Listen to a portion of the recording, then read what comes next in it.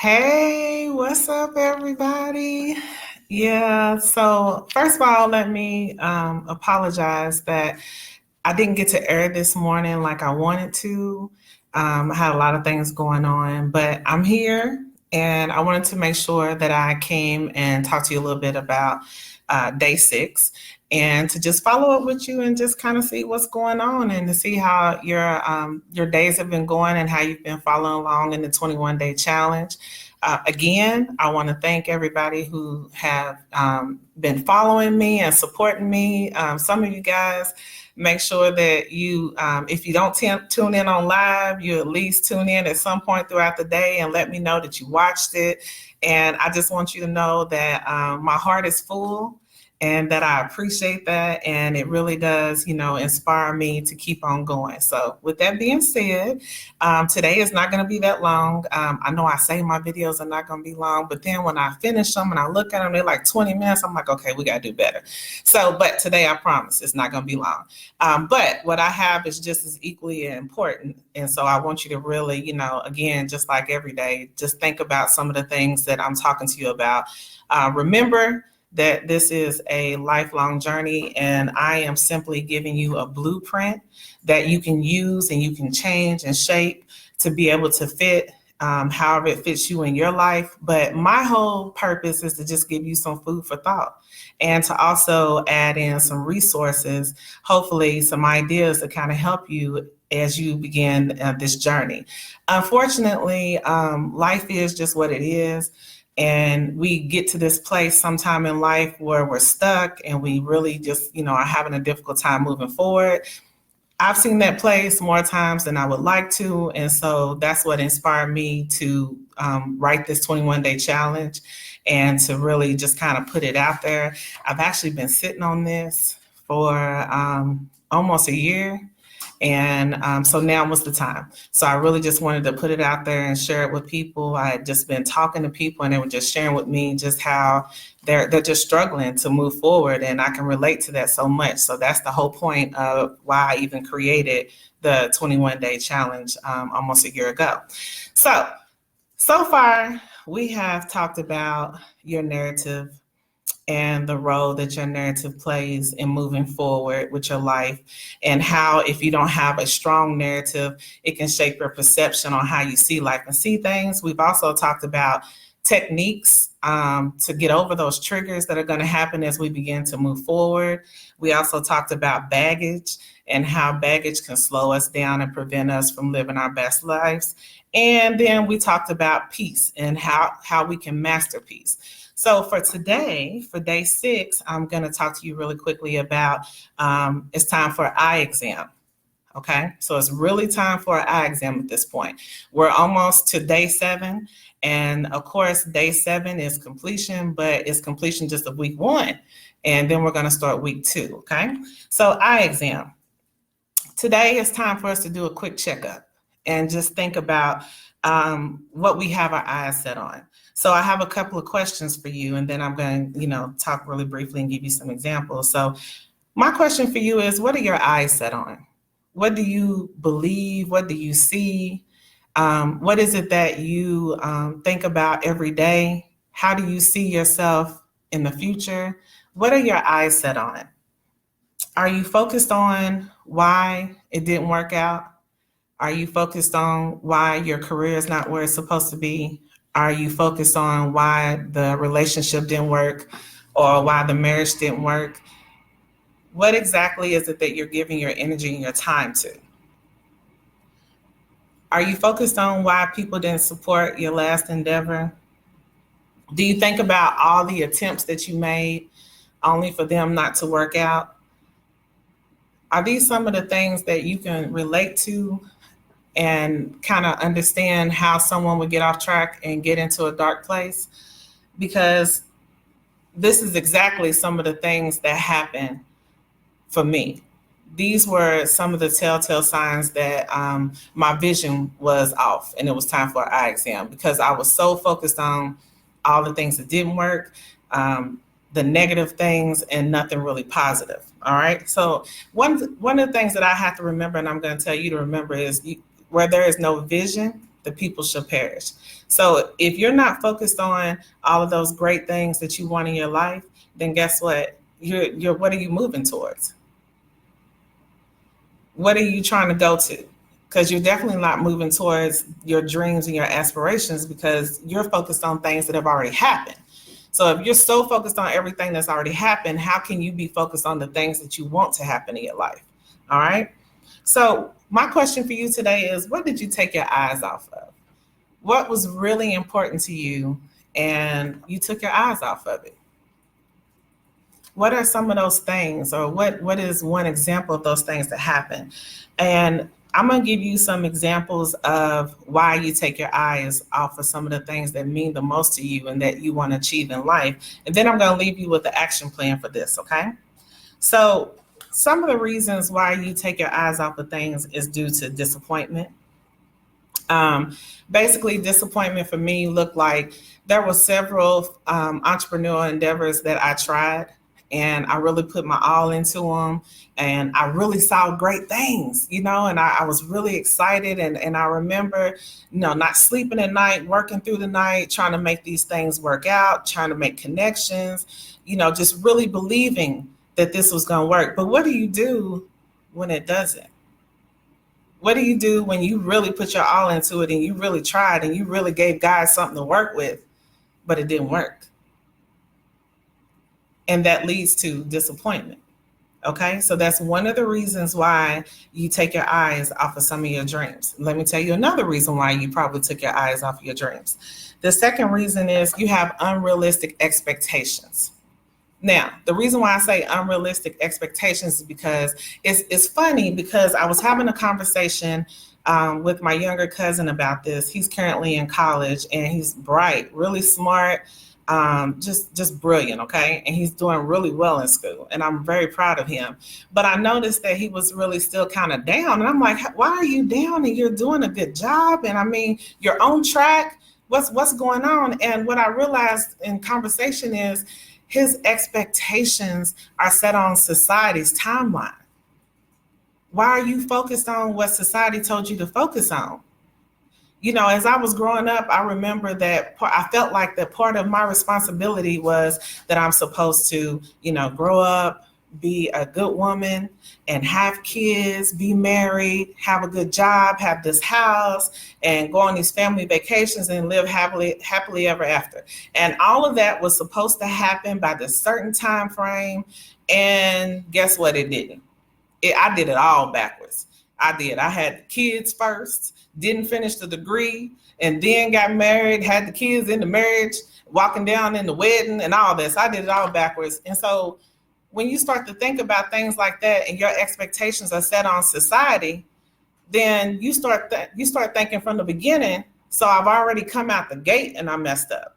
So I didn't even do it the right way. The right way that I was raised to think was to get married, have the kids, have the good job, blah, blah, blah. But I already jacked all that up at an early age. So what do? How do you move forward from that?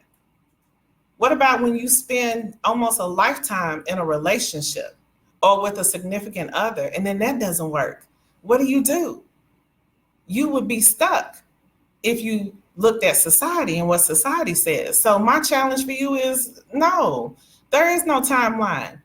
One of the things that inspires me and keeps me going and I think about often is Colonel Sanders, Harlan Sanders, KFC. Do you know how old he was when he actually invented KFC? 65. 65. Now, some of y'all that I know that are watching me are in your 60s, and you really feel like that you've already lived your life and your life is over and there's nothing else you can do. But then I want to remind you, this man was 65. We're not even going to talk about the countless stories in the Bible of people that didn't get what they were looking for or what they envisioned until later on in life. So why are you using society's timeline? Listen, if society had it all figured out, there would be many more of us that were prospering. Okay? If society had the blueprint, many more of us would be prospering. There would not be so many hurt people, damaged people, disappointed people, depressed people, suicidal people in this world If society had it all figured out, if what they feed us was correct, then we should know. We should have the blueprint, right? Well, clearly that blueprint does not work. Okay. And it doesn't work because it doesn't work for everybody. Everybody's journey is different. We can't use one blueprint and think it's going to work for all of us when we're all different. I have different gifts than you. You have different gifts from me. It doesn't make my gift better than yours. It's just my direction is different from you. So with that being said, how can I follow this timeline that's supposed to be a template for everybody? That's not even possible. And if I follow that timeline, we're not even going to go by the fact that I had kids, before I was 20.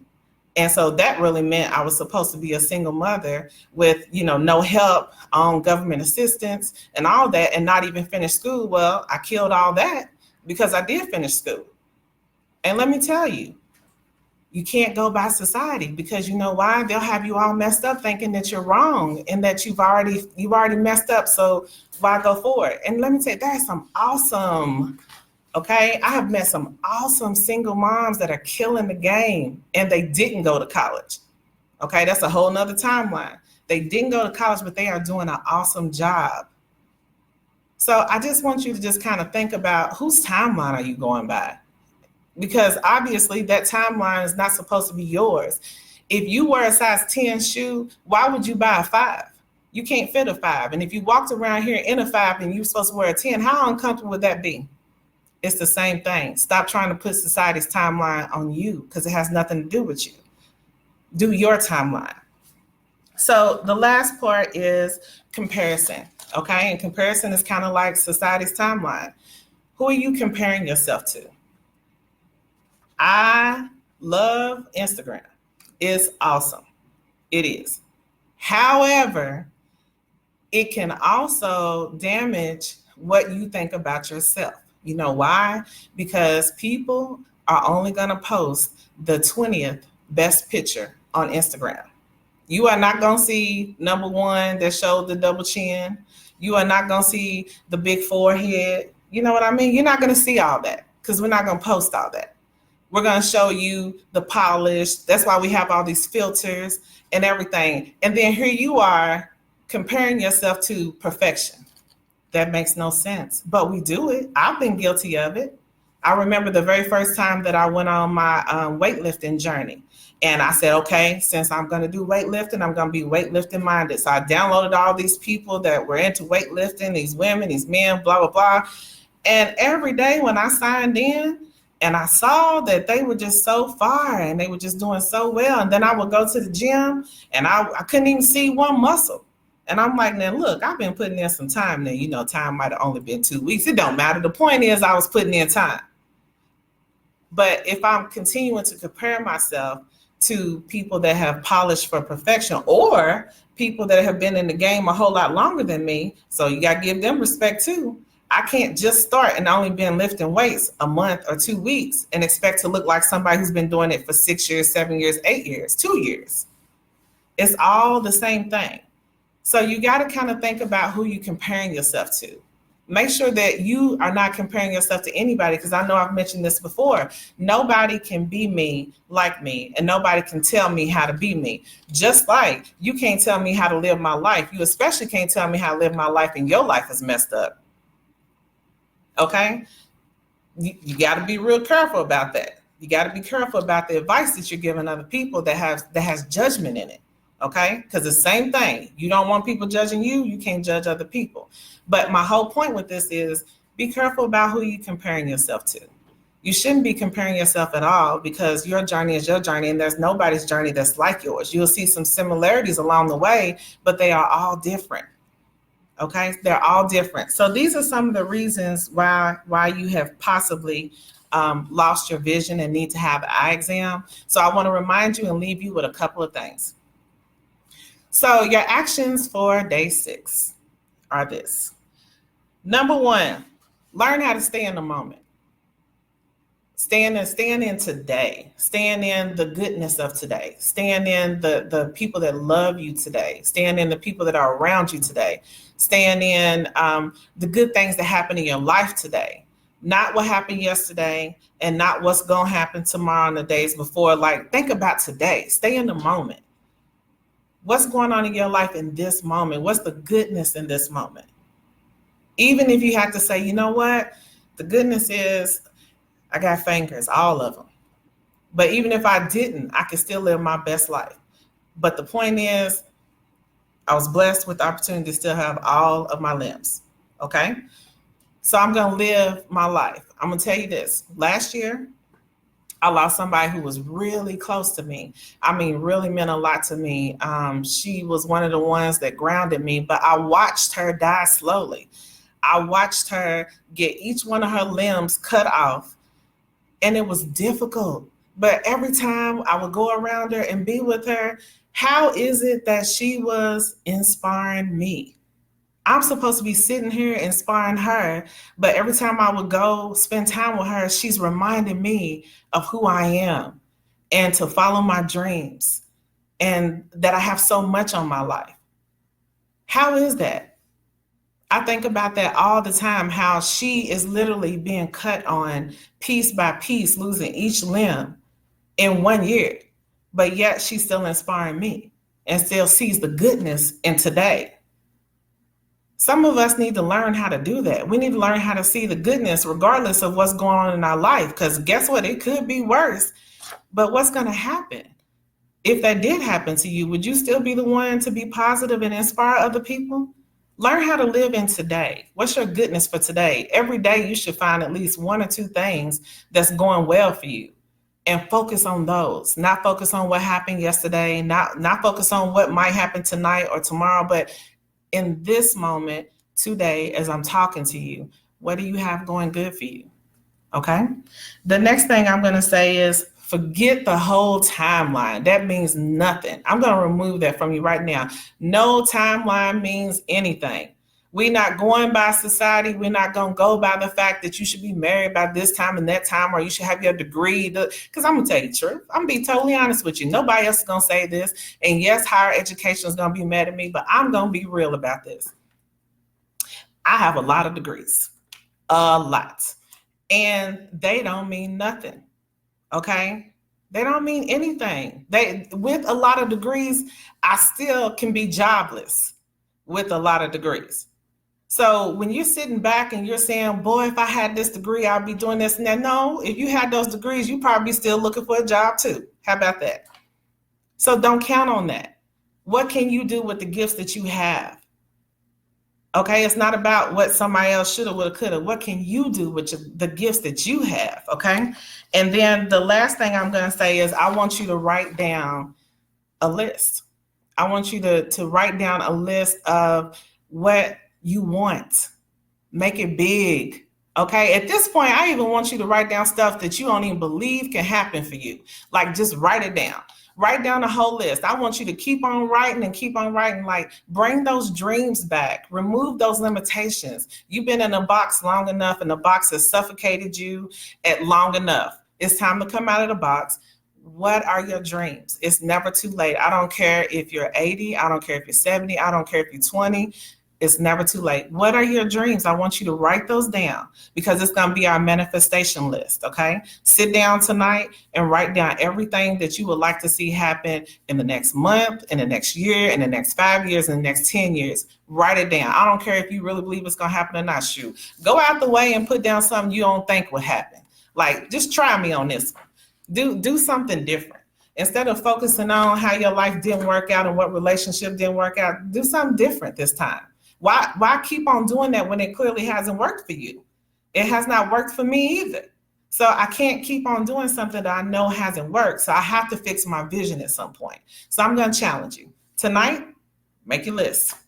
Make your list, and I want you to start dreaming again, and I want you to fix your vision, okay? So I hope that today you got some good information. Yes, I do see that I went over again. It was almost 20 minutes, but I will work on it. But it's just times and things that I feel like that you really need to know, and I don't like to really cut them short like this, but I have to. So anyway, I respect your time, and I thank you for joining. Y'all have a good day, and I will see you tomorrow morning, 7 a.m. for day 7. Have a good one. Bye.